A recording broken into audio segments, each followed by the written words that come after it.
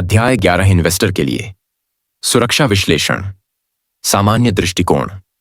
प्रश्न, क्या आप कृपया मुझे बताएंगे कि यहां से जाने के लिए मुझे कौन सा रास्ता चुनना चाहिए? उत्तर, ये इस बात पर निर्भर करता है कि आप कहां जाना चाहते हैं। Elvis Carroll Alice adventures in Wonderland. भविष्य के लिए मूल्य लगाना। वे कौन से कारक हैं जो निर्धारित करते हैं कि आपको कोई भी स्टॉक खरीदने के लिए कितना तैयार होना चाहिए? जबकि आप देख रहे होते हैं कि एक कंपनी 10 गुना कमाई कर रही होती है, जबकि उसी समय दूसरी 20 गुना कमाई के लायक होती है, और आप तर्कसंगत रूप से यह कैसे सुनिश्चित कर सकते हैं कि आप एक स्पष्ट उज्ज्वल भविष्य के लिए अधिक भुगतान नहीं कर रहे हैं, जो एक बुरा सपना भी हो सकता है? इन सब प्रश्नों को देखते हुए ग्राहम को लगता है कि ये वो 5 तत्व हैं जो इस परिस्थिति में निर्णायक हैं। उन्होंने इन्हें इस रूप में संक्षेप में प्रस्तुत किया है। कंपनी की सामान्य दीर्घकालिक संभावनाएं, इसके प्रबंधन की गुणवत्ता, इसकी वित्तीय ताकत और पूंजी संरचना, इसका लाभांश रिकॉर्ड और इसकी वर्तमान लाभांश दर। आइए आज के बाजार के अनुसार इन कारकों पर रखें। दीर्घकालिक संभावनाएं। सबसे पहले बुद्धिमान निवेशक को उस कंपनी की कम से कम 5 साल की वार्षिक रिपोर्ट फॉर्म 10 के कंपनी की वेबसाइट से या EDGR डेटाबेस से डाउनलोड करनी चाहिए। यह रिपोर्ट आपके 2 ओवरराइडिंग प्रश्नों के उत्तर देने में आपकी सहायता करती है, जो ये है: यह कंपनी क्या विकसित करती है? मुनाफा कहां से आया? अब इन प्रश्नों को हल करने में आने वाली समस्याओं को देखें। आइए आज के बाजार के अनुसार इन कारकों पर रखें। दीर्घकालिक संभावनाएं। सबसे पहले बुद्धिमान निवेशक को उस कंपनी की कम से कम 5 साल की वार्षिक रिपोर्ट फॉर्म 10 के कंपनी की वेबसाइट से या EDGR डेटाबेस से डाउनलोड करनी चाहिए। यह रिपोर्ट आपके 2 ओवरराइडिंग प्रश्नों के उत्तर देने में आपकी सहायता करती है, जो ये है: यह कंपनी क्या विकसित करती है? मुनाफा कहां से आया? अब इन प्रश्नों को हल करने में आने वाली समस्याओं को देखें। कंपनी एक सीरियल अधिग्रहण करता है। एक वर्ष में 2 या 3 से अधिक अधिग्रहणों का औसत पोटेंशियल ट्रबल का संकेत है। आखिरकार, अगर कंपनी खुद ही अपने स्वयं के निवेश की तुलना में अन्य व्यवसायों के स्टॉक को खरीदती है, तो आपको कंपनी की कहीं और भी जांच करनी चाहिए, और आपको कंपनी के एक अधिग्रहणकर्ता के रूप में कंपनी के ट्रैक रिकॉर्ड की जांच करनी चाहिए। आपको कॉर्पोरेट आपच की बीमारी को देखने के लिए बाहर भी देखना चाहिए। जैसे कुछ कंपनियां हैं जिन्होंने बड़े अधिग्रहण कर लिए थे, लेकिन अब उन्हें कॉर्पोरेट आपच हो रही है, जिसके कारण वे अब अपने पुराने अधिग्रहणों को वापस छोड़ने के लिए विवश है। जैसे ल्यूसेंट, मेटल किम्बई, क्वेकर ऑन्ट्स और टाइको इंटरनेशनल उन कंपनियों में से हैं जिन्हें इस बीमारी से होने वाले नुकसान पर अधिग्रहण से बचना पड़ा है। अन्य फर्में पुरानी राइट ऑन या अकाउंटिंग चार्ज लेती हैं, जिससे साबित होता है कि वे अपने पिछले अधिग्रहणों के लिए ओवरपेड हैं। भविष्य के सौदे के लिए यह एक अपशगुन है। कंपनी एक OPM एडिक्ट है।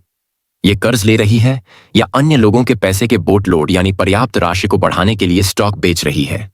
वार्षिक रिपोर्ट में इस कैश फ्लो को OPM के इनफैक्ट इन्फ्यूजन को कैश फ्रॉम फाइनेंसिंग एक्टिविटीज कहा जाता है। आप एक बीमार कंपनी को विकसित होते हुए भी देख सकते हैं, भले ही उसके अंडरलाइंग बिजनेसेस पर्याप्त कैश पैदा नहीं कर रहे हों, जैसा कि ग्लोबल क्रॉसिंग और वर्ल्डकॉम ने बहुत पहले यह लोगों को नहीं दिखाया था। कंपनी एक जॉनी वन नोट है जो अपने अधिकांश राजस्व के लिए एक ग्राहक पर निर्भर है। अक्टूबर 1999 में फाइबर ऑप्टिक्स निर्माता साइकैमोर नेटवर्क्स इंक ने पहली बार जनता को स्टॉक बेचा। प्रॉस्पेक्टस से पता चला कि एक ग्राहक विलियम्स कम्युनिकेशंस ने साइकैमोर के टोटल रेवेन्यूज, जो कि $11 करोड़ था, उसमें पूरे $11 मिलियन का निवेश किया था। व्यापारियों ने $15 अरब के साइकैमोर के शेयरों की निष्ठा से कीमत लगाई थी। दुर्भाग्य से विलियम्स 2 साल बाद ही दिवालिया हो गए। हालांकि साइकैमोर ने अन्य ग्राहकों को भी बाद में अपने स्टॉक बेचे, लेकिन साल 2000 और 2002 के बीच इसका स्टॉक 97% तक गिर गया है। तो सकारात्मक के साथ साथ नकारात्मक पर भी नजर रखें। ये कुछ अच्छे संकेतों में इस प्रकार हो सकते हैं: कंपनी के पास व्यापक बड़ी पकी की बई खाई हो या फिर बड़ा प्रतिस्पर्धी लाभ होना चाहिए, वरना एक उस महल की तरह जिसके चरों और कम चौड़ी खाई होने के कारण उसे आसानी से कब्जे में लिया जा सकता है, उसी तरह ही कुछ कंपनियों को उनकी उस छोटी खाई की वजह से ही आसानी से उनके प्रतिद्वंद्वियों द्वारा मार डाला जा सकता है, जबकि वे अन्य लगभग अभेद्य होती हैं जिनकी यह खाई काफी चौड़ी होती हैं। कुछ ऐसी ताकतें होती हैं जो कंपनी की उस खाई को चौड़ा कर सकती हैं, जैसे कि एक मजबूत ब्रांड पहचान, मोनोपोली या नजदीकी मोनोपोली। इकोनॉमीज ऑफ स्केल, सस्ते में बड़ी मात्रा में माल या सेवाओं की आपूर्ति करने की क्षमता। एक यूनिक इंटेंजिबल एसेट। या एक रेजिस्टेंस टू सब्स्टिट्यूशन यानी प्रतिस्थापन के लिए प्रतिरोध आदि ही वे असली ताकतें हैं जो कंपनी को एक अभेद्य किले के रूप में अजेय बनाती है। कंपनी मैराथनर है, चुकिंग नहीं है। आप आय विवरणों पर वापस जाकर देख सकते हैं कि रेवेन्यू और शुद्ध आय पिछले 10 वर्षों में सुचारू रूप से और तेजी से बढ़े हैं या नहीं।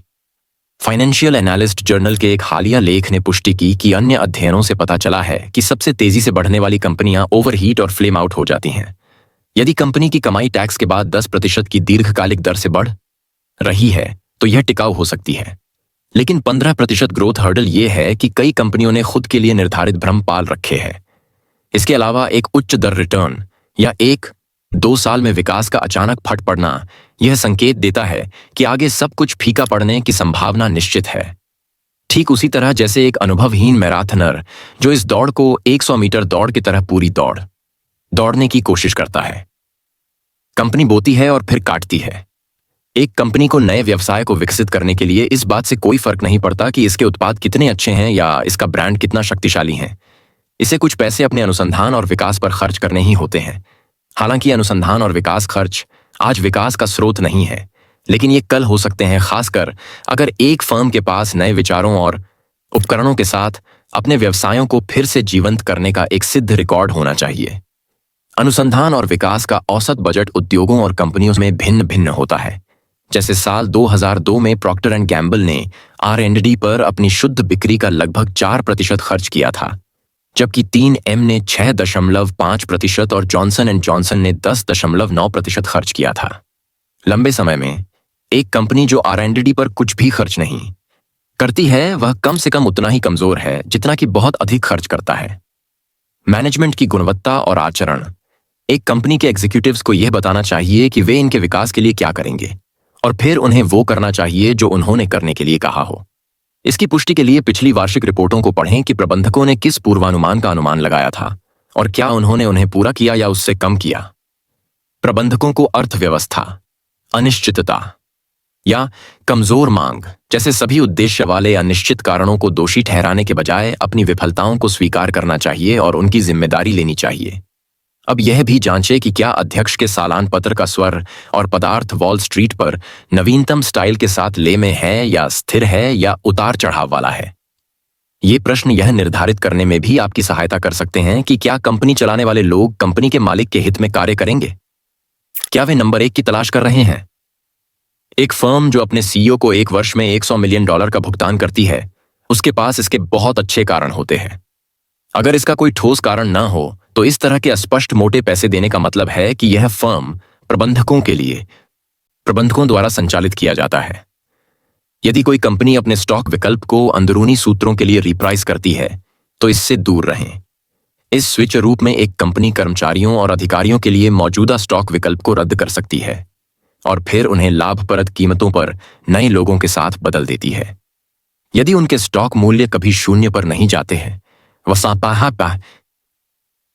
उनका संभावित लाभ हमेशा अनंत हो, तो ये विकल्प कॉर्पोरेट परिसंपत्तियों के अच्छे संचालन को कैसे प्रोत्साहित कर सकते हैं। कोई भी स्थापित कंपनी जो विकल्पों को रिप्रेजेंट करती है, जैसा कि दर्जनों उच्च तकनीकी फर्मों के पास होता है, जो कि आपको डाउन कर सकता है, वो कोई भी निवेशक जो एक ऐसी कंपनी में स्टॉक खरीदता है, उनकी हालत बहुत खराब हो सकती है। स्टॉक विकल्पों के बारे में अनिवार्य फुटनोट के लिए वार्षिक रिपोर्ट में देखकर आप देख सकते हैं कि यहां ऑप्शन ओवरहैंग कितना बड़ा है। उदाहरण के लिए AOL टाइम वार्नर ने अपनी वार्षिक रिपोर्ट में कहा कि उसके पास 31 दिसंबर 2002 तक के सामान्य स्टॉक के 4.5 बिलियन शेयर बकाया थे, लेकिन रिपोर्ट में एक फुटनोट से पता चलता है कि कंपनी ने 657 मिलियन शेयर विकल्प जारी किए थे। इसलिए AOL की भविष्य की कमाई को 15% अधिक शेयरों में विभाजित करना होगा। जब भी आप किसी कंपनी के भविष्य के मूल्य का अनुमान लगाते हैं तो आपको स्टॉक विकल्पों में से नए शेयरों की संभावित बाढ़ की भी जांच करनी चाहिए। इसके लिए फॉर्म 4 एडगर डेटाबेस उपलब्ध है, जो दिखाता है कि किसी फर्म के वरिष्ठ अधिकारी और निदेशक शेयर खरीद या बेच रहे हैं या नहीं। किसी एक अंदरूनी सूत्र को बेचने के लिए इसका एक वैध कारण हो सकता है, जैसे विविधीकरण, तलाक निपटान, लेकिन बार बार बड़ी बिक्री एक लाल संकेत है। एक प्रबंधक वैध रूप से आपका साथी नहीं हो सकता है यदि आप जब खरीदारी करते और वह बिक्री करता रहता है। क्या वे प्रबंधक हैं या प्रमोटर हैं? कार्यकारी अधिकारियों को अपना अधिकांश समय अपनी कंपनी के निजी प्रबंधन में बिताना चाहिए, न कि इसे निवेश करने वाली जनता के लिए बढ़ावा देना चाहिए। अक्सर सभी सीईओ शिकायत करते हैं कि उनके स्टॉक में कोई फर्क नहीं पड़ता है कि यह कितना ऊंचा जाता है। तब वे ग्राहक के आग्रह को भूल जाते हैं कि प्रबंधकों को स्टॉक की कीमत को बहुत कम या बहुत अधिक होने से रोकने की कोशिश करनी चाहिए।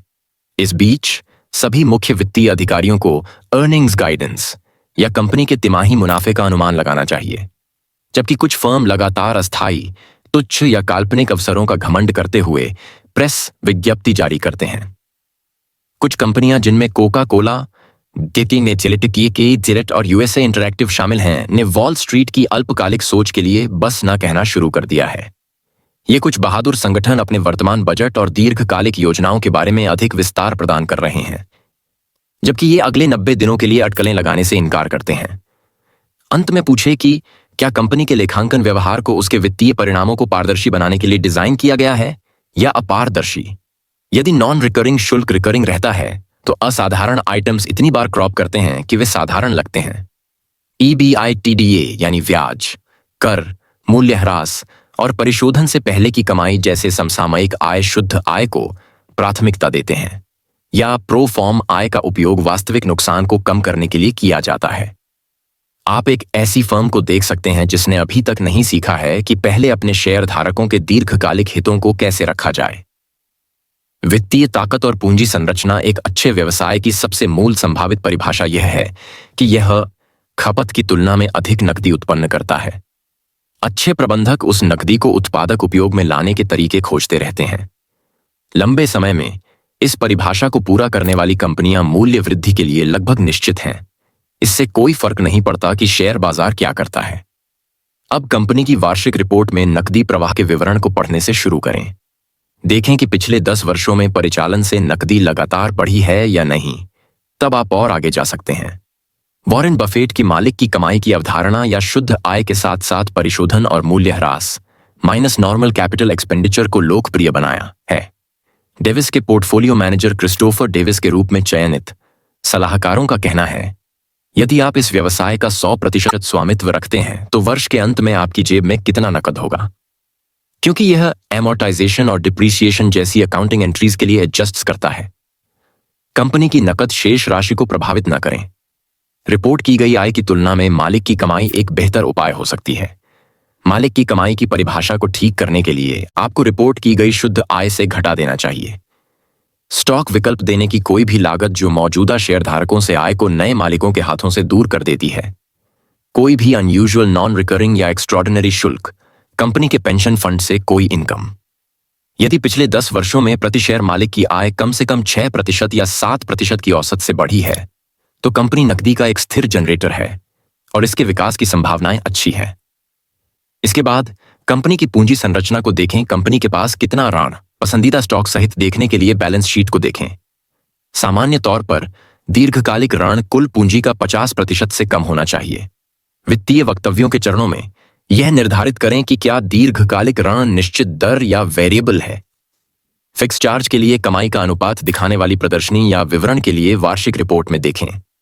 Amazon.com की 2002 की वार्षिक रिपोर्ट में यह दर्शाया गया है कि अमेजन की आय अपनी ब्याज लागत को कवर करने के लिए $145 मिलियन कम हो गई है। भविष्य में अमेजन को या तो अपने संचालन से बहुत अधिक अर्जित करना होगा या कम दरों पर पैसे उधार लेने का तरीका खोजना होगा। अन्यथा कंपनी अपने शेयरधारकों के पास नहीं बल्कि अपने बॉन्ड होल्डर्स के स्वामित्व में हो सकती है, जो अमेजन की परिसंपत्तियों पर दावा कर सकते हैं यदि उनके पास उनके द्वारा भुगतान किए गए ब्याज भुगतानों को हासिल करने का कोई अन्य तरीका नहीं है। लाभांश और स्टॉक पॉलिसी पर कुछ शब्द।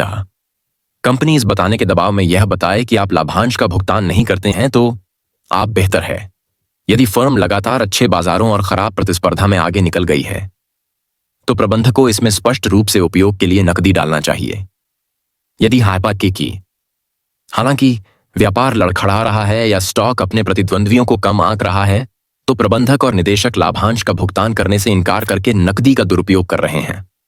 जो कंपनियां बार बार अपने शेयरों को विभाजित करती हैं और उन्हें प्रेस रिलीज में बताती रहती है, वे अपने निवेशकों से डॉल्स की तरह व्यवहार करती है, योगी बेरा की तरह, जो चाहते थे कि उनका पिज्जा 4 स्लाइस में कट जाए।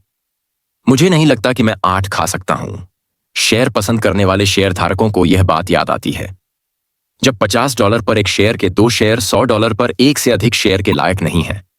प्रबंधक जो विभाजन को बढ़ावा देने के लिए निवेश करने वाली जनता की सबसे बुरी प्रवृत्ति का समर्थन करते हैं, लेकिन बुद्धिमान निवेशक इस तरह के जोड़ तोड़ करने वालों पर कभी भी पैसा लगाने से पहले 2 बार सोचेंगे। कंपनियों को अपने शेयरों को तब खरीदना चाहिए जब वे सस्ते हों, या जब वे रिकॉर्ड ऊंचाई पर या उसके निकट हों। दुर्भाग्य से हाल ही में जब स्टॉक अतिरंजित हो, तब कंपनियों के लिए अपने स्टॉक को उस समय पुनर्खरीद करने के लिए बहुत आम बात हो गई है। किसी कंपनी के लिए यह गलत नहीं है कि उस पैंतरेबाजी का असली उद्देश्य शीर्ष अधिकारियों को शेयर धारक मूल्य बढ़ाने के नाम पर अपने स्वयं के स्टॉक विकल्प बेचकर मल्टी-मिलियन डॉलर का भुगतान करने में सक्षम बनाना है। वास्तविक सबूतों की पर्याप्त मात्रा वास्तव में यह बताती है कि प्रबंधक जो शेयर धारक मूल्य बढ़ाने के बारे में बात करते हैं, शायद ही कभी ऐसा करते हैं। निवेश में जैसा कि सामान्य रूप से जीवन में होता है, अंतिम जीत आमतौर पर काम करने वाले को जाती है, बात करने वालों को नहीं।